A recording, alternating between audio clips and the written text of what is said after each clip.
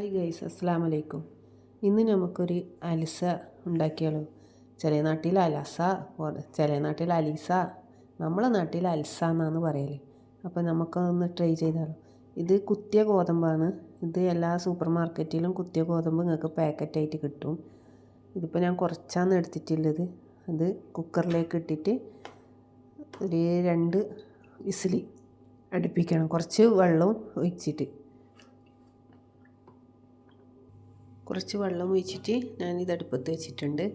അപ്പം അതിലേക്ക് ഒഴിക്കാൻ വേണ്ടിയിട്ട് ഞാനിവിടെ തേങ്ങാപ്പാലാണ് എടുത്തിട്ടുള്ളത്. ഒരു തേങ്ങയുടെ പാല് ഫുള്ളായിട്ട് എടുത്തിട്ടുണ്ട്. 1-ാം പാൽ 2-ാം പാലെന്നൊന്നുമില്ല, ഒറ്റപ്പാൽ ഇത്രേ എടുത്തിട്ടുള്ളൂ.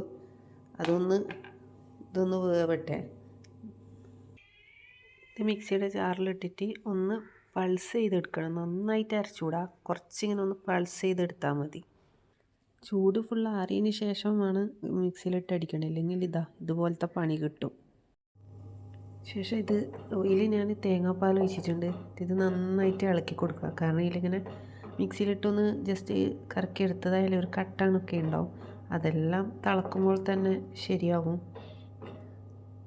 നന്നായി തിളക്കട്ടെ. കുറച്ച് ഉപ്പ് ആഡ് ചെയ്യണം. ഒരു പാത്രത്തിൽ കുറച്ച് ഒരു സ്പൂൺ നെയ്യ് എടുത്തിട്ട് ഇതിലേക്ക് ഉള്ളി നേർങ്ങനെ സ്ലൈസ് ചെയ്ത് ഒന്ന് വാട്ടിയെടുക്കുക.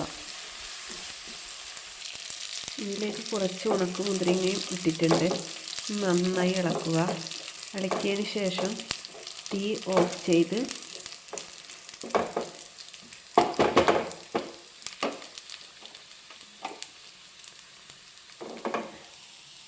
ഇതിലേക്ക് ആഡ് ചെയ്ത് കൊടുക്കുക.